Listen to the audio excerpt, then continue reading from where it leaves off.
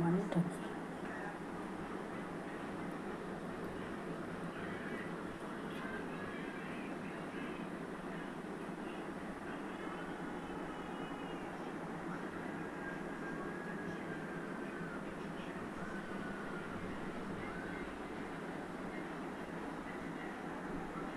বন্ধুরা তোমরা কেমন আছো? আশা করি তোমরা খুব ভালো আছো, আমিও খুব ভালো আছি। আজকে তোমাদের আমি মটন কিমা বড়ার করে তরকারি বানিয়ে দেখাচ্ছি। দেখো বন্ধুরা, আমার কিন্তু মটন নেওয়া হয়ে গেছে। এই দেখো মটনের কিমা করা আছে, দেখো। এইভাবে তোমরা বাড়িতে এনে বানিয়ে খেও, দুর্দান্ত খেতে লাগে। মটন কিমা আমার করা আছে বন্ধুরা, এটা আলু দিয়ে করব। আর পেঁয়াজ থাকবে কোচানো, আমার 3খানা বড় পেঁয়াজ কোচানো আছে, রসুন আছে, কাঁচা লঙ্কা কুচোনো আছে, আদা আছে, আর এদিকে কাঁচা লঙ্কা 4টে আছে। আমি কিভাবে করব তোমরা অবশ্যই দেখতে থাকো। প্রথমে কিন্তু মটন কিমা আছে যেটা, এটার মধ্যে আমি বেসন দিয়ে দেবো। তারপরে কিভাবে করব তোমরা দেখতে থাকো। বন্ধুরা দেখো, মটন কিমার বড়া করে তরকারি বানাবো, তার জন্য কিন্তু আমি রসুন, আদা আর কাঁচা লঙ্কা বেটে নিচ্ছি। আর এখান থেকেই কিছুটা মশলা কিন্তু আমি ওই মটন কিমার মধ্যে দিয়ে দেবো। তার মানে 1 থেকে 1.5 চামচের মতো ওই কিমাটার মধ্যে দেবো। তোমরা দেখতে থাকো, প্রথমে এই মশলাটা বেটে নিই, তারপর কীভাবে করব তোমরা দেখতে থাকো। বন্ধুরা দেখো, আমি কিন্তু মটন কিমার বড়া করে আলু দিয়ে তরকারি বানিয়ে দেখাচ্ছি তোমাদের। তার জন্য কিন্তু আমার দেখো এখানে আদা, রসুন আর কাঁচা লঙ্কা বাটা আছে। এখান থেকে আমি 1 থেকে 1.5 চামচ কিন্তু মটন কিমার মধ্যে দিয়ে দিচ্ছি। বন্ধুরা দেখো, আমি এখান থেকে কিন্তু 1.5 চামচের মতো আদা, রসুন আর কাঁচা লঙ্কা বাটা দিলাম। পেঁয়াজ দিয়ে দিলাম,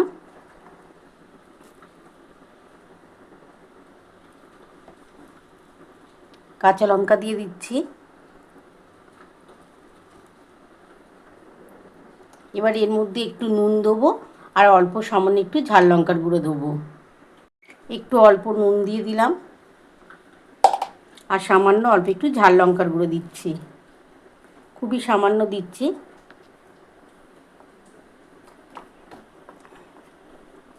সামান্য অল্প একটু হলুদ দিচ্ছি। এবার আমি কিন্তু বেসন দিয়ে দিচ্ছি। আমি 2 চামচের মতো বেসন দেবো।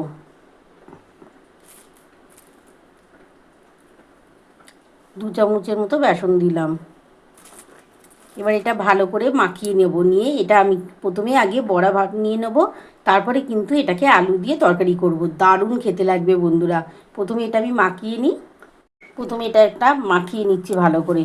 বেসন দিয়েছি, আর এর মধ্যে কিন্তু জল দেওয়ার কোনো দরকার নেই, কারণ মটনটা তো আমি যখন কিমা করে এনেছি তখন আমি একটু হালকা করে ধুয়ে নিয়েছি। এর মধ্যেই কিন্তু অনেকটাই জল বেরিয়ে যাবে। এবার আমি হাতে করে মাখাচ্ছি ভালো করে, খুব ভালো করে কিন্তু এটা মাখাতে হবে। আর এই বড়াটা খেতে দারুণ লাগবে বন্ধুরা। তোমরা এটা শুধুও খেতে পারো, এমনকি তোমরা এইটা আলু দিয়ে তরকারি করে বানিয়ে খেয়েও দারুণ খেতে লাগবে। এটা ভালো করে আগে প্রথমে মাখিয়ে নিচ্ছি বন্ধুরা, তারপরে এটা আমি ভেজে নেব। ভেজে তারপরে কিভাবে করব তোমরা অবশ্যই দেখতে থাকো। দেখো, আমার কিন্তু মটন কিমাটা কিন্তু ভালোভাবে মাখিয়ে নিয়েছি। তোমরা তো দেখিয়ে নিয়েছো আমি কি কি দিয়ে মাখিয়েছি। এবার এগুলো ভেজে নিচ্ছি, তারপরে কিন্তু ভেজে নেওয়ার পর আমি কিভাবে আলু দিয়ে তরকারি বানাচ্ছি তোমরা অবশ্যই দেখতে থাকো। তো বন্ধুরা, আমার কিন্তু তেল বসিয়ে দিয়েছি, কড়ার মধ্যে তেল গরম হয়ে গেছে। এবার আমি কিন্তু এই মটন কিমাগুলো ভেজে নেব। মটন কিমা বড়া করে কিন্তু আজকে তরকারি বানাচ্ছি, দুর্দান্ত খেতে লাগে বন্ধুরা। তোমরা বাড়িতে অবশ্যই বানিয়ে খেয়েও দারুণ খেতে হয়। আমি কিন্তু প্রথমে একটুখানি বড়াগুলো করে নিই।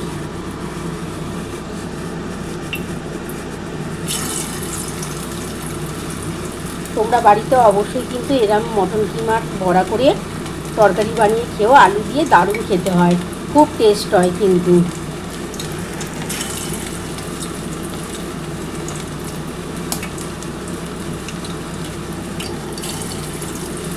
একটু বড় বড় করেই বানাচ্ছি বন্ধুরা, তাহলে ভালো লাগবে, পাতে দিলে দেখতে ভালো লাগবে। আর মটন কিমা তো সবাই পছন্দ করে, দারুণ খেতে লাগে কিন্তু। এটা আলু দিয়ে বানাবে, আলু দিয়ে বানালে বেশি টেস্ট হয় বন্ধুরা।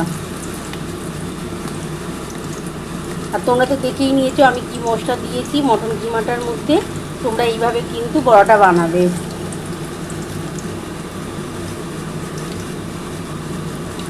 আমি সবগুলো একটা কড়ার মধ্যেই ধরে যাবে আশা করি। এগুলো সব ভেজে নিই, তারপরে আমি কিভাবে তরকারিটা বানাবো তোমরা দেখতে থাকো।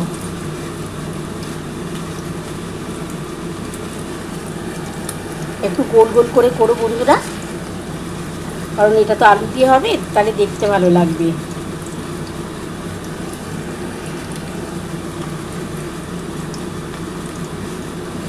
আমার যে কটা ছিল আমি একটা কড়ার মধ্যেই ধরে গেছি। এবার এগুলো ভেজে আমি তুলে নেব, তারপরে কিভাবে করব তোমরা দেখতে থাকো। বন্ধুরা দেখো, এবার আমি কিন্তু উল্টে দিচ্ছি।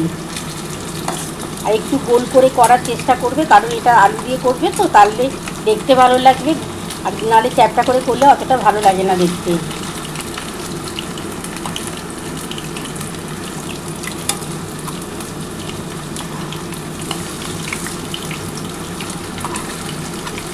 এগুলো ভাজা হয়ে গেলে আমি কিন্তু একটা বাটির মধ্যে নামিয়ে নেবো। তারপরে আমি কীভাবে করবো তোমরা অবশ্যই দেখতে থাকো। আর এই তেলের মধ্যে কিন্তু আর তেল দেওয়ার দরকার নেই, কারণ এই তেলের মধ্যেই আমি করব। এই তেলের মধ্যেই প্রথমে আমি কিন্তু পেঁয়াজ দিয়ে দেবো। পেঁয়াজের সাথে গোটা গরম মশলা থাকবে। গোটা গরম মশলার মধ্যে দারচিনি, লবঙ্গ, এলাচদানা এগুলো দেবো, আর তেজপাতা দেবো। তোমরা দেখতে থাকো আমি পরপর কীভাবে করছি। একটু ভাজা হয়ে গেলে এগুলো আমি নামিয়ে নেবো, তারপরে কীভাবে করব তোমরা অবশ্যই দেখতে থাকো। আমার কিন্তু দেখো পকোড়াগুলো হয়ে গেছে। দেখো মটন কিমার পকোড়া বানিয়ে নিলাম। এবার এগুলো আমি নামিয়ে নেব। নামিয়ে এই তেলের মধ্যে আমি কী কী দেবো তোমরা দেখতে থাকো।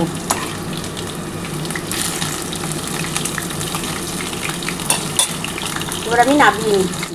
বন্ধুরা দেখো, আমার কিন্তু দেখো সমস্ত কিন্তু মটন কিমা পকোড়া করা হয়ে গেছে। দেখো আমি নামিয়ে নিয়েছি। এবার যে তেলটা আছে সেই তেলটার মধ্যে দুটো তেজপাতা দিয়ে দিচ্ছি, দিয়ে এই পেঁয়াজটা দিয়ে দিলাম।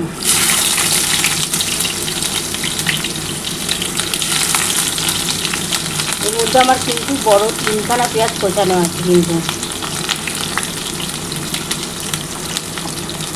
দিয়ে যে গোটা গরম মশলা দিয়ে দিচ্ছি। বন্ধুরা তোমরা পরপর দেখতে থাকো আমি কীভাবে করছি। এই যে দেখো এর মধ্যে দারচিনি আছে, লবঙ্গ আছে, এলাচদানা আছে, এটা দিয়ে দিলাম। আর গোটা জিরে দেবো। আর দেখো এই যে সামান্য অল্প একটু গোটা জিরে ফোড়ন দিলাম। এবার এটা খুব ভালো করে একটু ভাজা করতে হবে, মানে বেশি ভাজতে হবে না, খুবই হালকা করে যখন একটু ভাজা হবে তখন আমি কিন্তু আলুটা দিয়ে দেবো। আর এই ফোড়নটার যখন গন্ধটা ছাড়বে, কারণ জিরেটা দিয়েছি তো, জিরের একটা গন্ধ বেরোবে, তখন আমি কিন্তু আলুটা দেবো।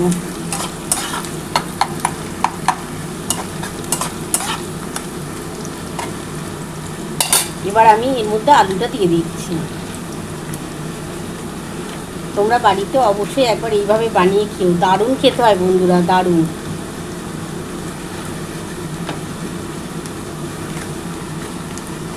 ভালো করে একটু ভাজা ভাজা করে নেবো। তার মধ্যে কিন্তু এবার নুন দেবো, হলুদ দেবো, ঝাল লঙ্কার গুঁড়ো দেবো। তোমরা পরপর দেখতে থাকো আমি কীভাবে করছি। আর এর মধ্যে সামান্য অল্প একটু চিনি আমি এখনই দিয়ে দিচ্ছি। বন্ধুরা দেখো আমি এই যে এখনই চিনিটা দিয়ে দিলাম।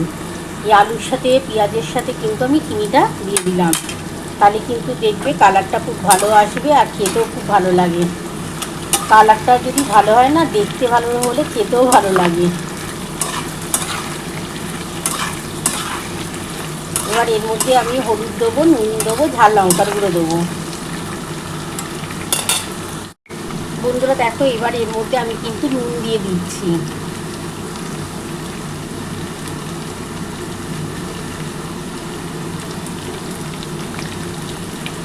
আমি ছোটো চামচের 3 চামচের মতো নুন দিলাম, কারণ আমার তো অনেকটাই পকোড়াটা আছে, মটন পকোড়া করেছি অনেকটাই আছে, তার মধ্যে আলুও অনেকটা দিয়েছি, তার জন্য কিন্তু আমি ছোটো চামচের 3 চামচ নুন দিলাম।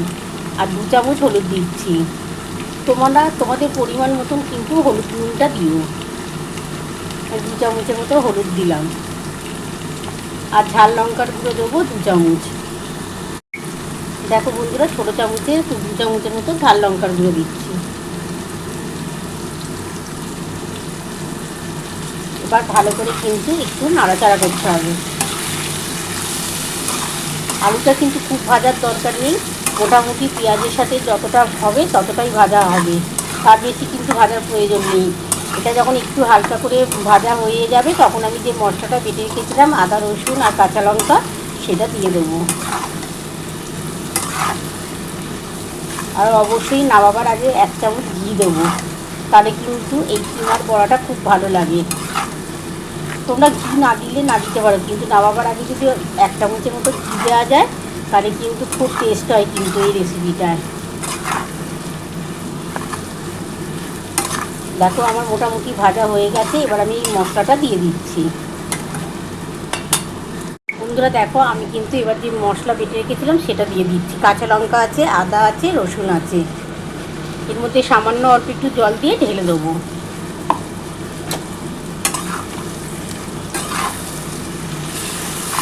খুব ভালো করে কিন্তু এই মশলাটা কষাতে হবে। যতটা ভালোভাবে এই মশলাটা কষাতে পারবে ততটা কিন্তু এই মটন কিমা আলু দিয়ে তরকারিটার টেস্ট পাওয়া যাবে।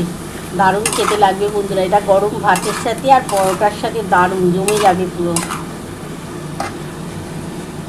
এবার এই মশলাটার মধ্যে একটু সামান্য জল দিয়ে দিচ্ছি, দিয়ে এই মশলার জলটা ঢেলে দেবো। বন্ধুরা দেখো আমার কিন্তু খুব ভালোভাবে দেখো মশলাটা কিন্তু কষানো হয়ে গেছে। দেখো এবার আমি যে মশলার জলটা আছে সেই জলটা দিয়ে দিচ্ছি। এই যে দেখো বন্ধুরা যে মশলার জলটা আছে সেই জলটুকু দিলাম। এই জলটা দিয়েও ভালো করে একটুখানি কষাতে হবে। খুব ভালোভাবে যখন কষানো হয়ে যাবে তারপরে আমি কিন্তু একটু গরম জল করে রেখেছি, সেই গরম জলটা দেবো।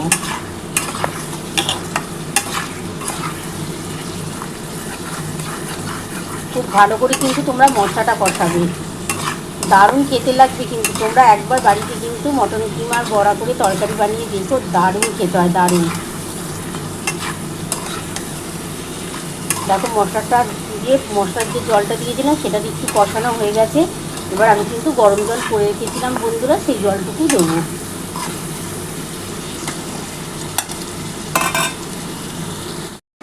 বন্ধুরা দেখো আমার কিন্তু খুব ভালোভাবে কিন্তু মশলাটা কষানো হয়ে গেছে। এবার যে একটু গরম জল করে রেখেছিলাম সেই জলটা দিয়ে দিচ্ছি।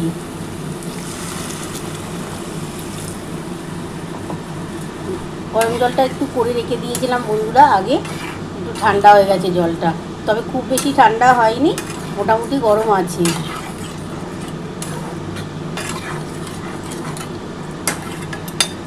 এবার কিন্তু আমি গ্যাসটা জোর করবো না, গ্যাসটা আস্তে করে দিচ্ছি বন্ধুরা। দেখো এই যে গ্যাস আস্তে করে দিচ্ছি আর ঢাকা দিয়ে দিচ্ছি, দিয়ে 10 মিনিট ঢাকা দিয়ে রাখছি। বন্ধুরা দেখো আমি ঢাকাটা দিয়ে দিলাম, 10 মিনিটের মতন ঢাকা দিয়ে রাখলাম আর গ্যাস আস্তে করে রাখলাম বন্ধুরা। 10 মিনিট পর ফিরে আসছি। যদি আমার আলুটা সিদ্ধ হয়ে যায় তাহলে আমি ওই যেটা মটনের কিমার বড়া করে রেখেছি সেটা দিয়ে দেবো, দিয়ে 1 চামচ ঘি গরম মশলার গুঁড়ো দিয়ে আমি নামাবো। মিনিট পর আমি ফিরে এলাম। এবার আমি ঢাকাটা খুলে দেখি আমার কতটা হলো।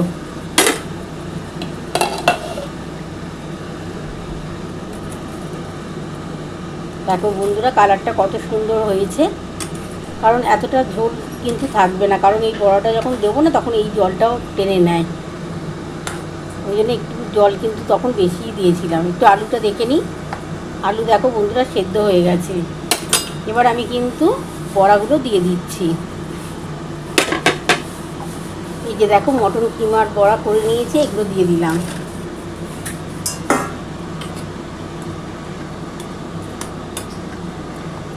এবার এর মধ্যে কিন্তু আমি কিন্তু গ্যাস আস্তে করা আছে বন্ধুরা। দেখো আমার গ্যাস আস্তে করেই করলাম।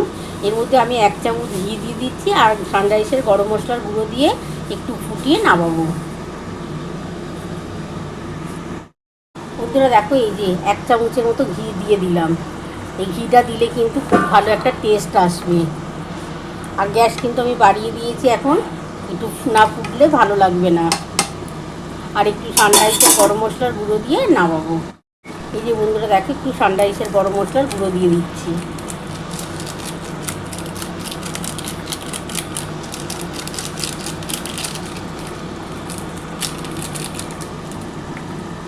একটুখানি ফুটে গেলে বন্ধুরা আমি নামিয়ে নেবো। আলু কিন্তু আমার সেদ্ধ হয়ে গেছে, তোমরা তো দেখেই নিয়েছো। আর এই যে মটনের বড়াগুলো দিয়ে দিয়েছি, একটুখানি ঝোলটা যখন ঢুকে যাবে বড়াটার ভেতরে তারপরে আমি কিন্তু নামাবো, নামিয়ে তোমাদের দেখাচ্ছি।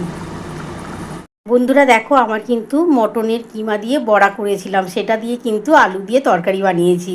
কেমন হয়েছে বন্ধুরা দেখো, কালারটা কিন্তু চমৎকার হয়েছে। মটন কিমার বড়ার তরকারি কিন্তু তোমরা বাড়িতে এইভাবে বানিয়ে দেখো, দুর্দান্ত খেতে লাগবে। এটা কিন্তু গরম গরম পরোটার সাথে ভাত রুটি চমৎকার লাগবে বন্ধুরা। তোমাদের যদি আমার এই রেসিপিটা ভালো লেগে থাকে প্লিজ একটা লাইক সাবস্ক্রাইব করতে ভুলো না। আর কমেন্ট বক্সে অবশ্যই জানিও কেমন হয়েছে।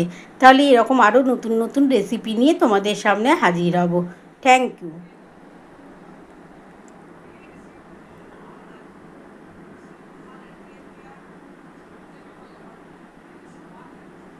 মানেটা কি?